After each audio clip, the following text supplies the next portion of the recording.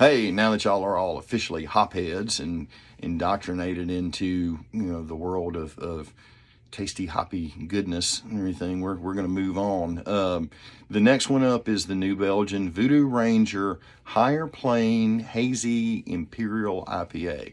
And I know that's a mouthful, but basically what that is and what that means is essentially, all right, let's kind of start from the back and we'll move there. IPA. What does IPA stand for? IPA stands for India Pale Ale. And what does that mean? All right. Well, what that basically means is this. India used to be what? Used to be a British colony. And so you had all these British soldiers over in India, you know, protecting the kingdom's land or whatever you want to call it, occupying India. Well, they were thirsty. They wanted beer and they wanted English beer. And the problem was, it's a long ways between England and India.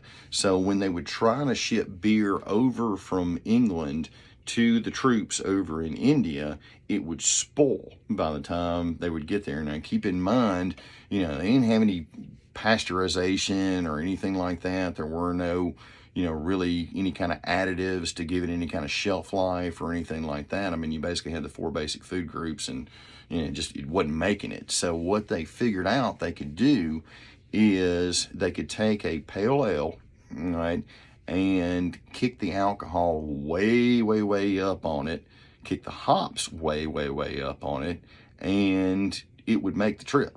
So, and actually still be good, for at least a time being when they got over there. But the soldiers were able to get fresh beer. It was a little bigger, a little hoppier. They certainly didn't mind the increase in the alcohol.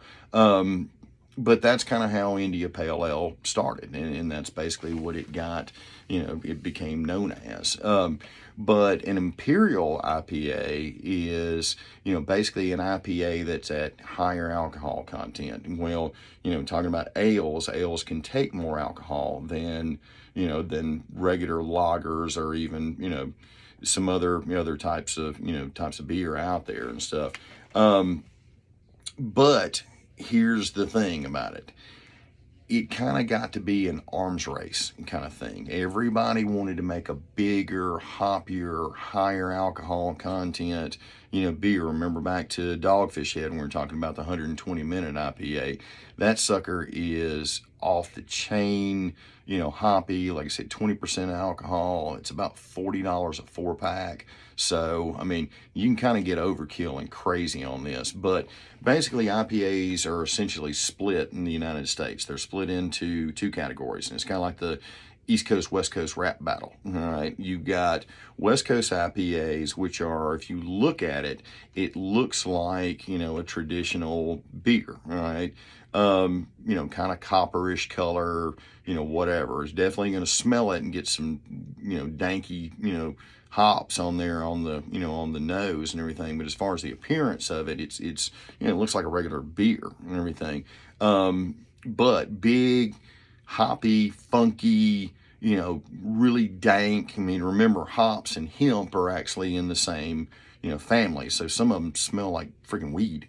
So but that's kind of more your West Coast style, IPA. Now, what we're drinking tonight and what we've got here with the New Belgium, the Higher Plane Hazy Imperial IPA, this is more of your East Coast style.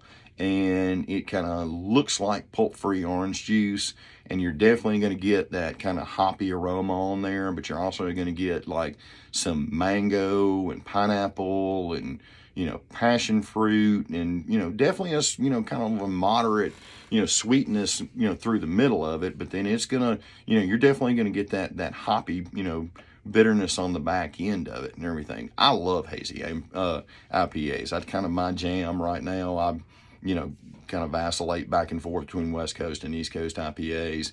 But especially through the summertime and everything else. I mean, the hazy IPAs have just kind of been my thing here. And New Belgium makes some great ones, and they're usually higher alcohol. They come in like 19-ounce cans, so you can sell them as singles, which singles are great to have for craft beer. And kind of I would encourage you to have at least, a couple of 3 shelves of, single options, in there in your door for your beer options. I mean, we've actually got an entire door, just basically allocated to nothing but singles. And it's kind of a cool way for people to try things out and get new beers. So, like I said, New Belgium's got a lot of offerings in there and do a lot of really, cool, cool things. So, but they're out of Fort Collins, Colorado, another Colorado brewery.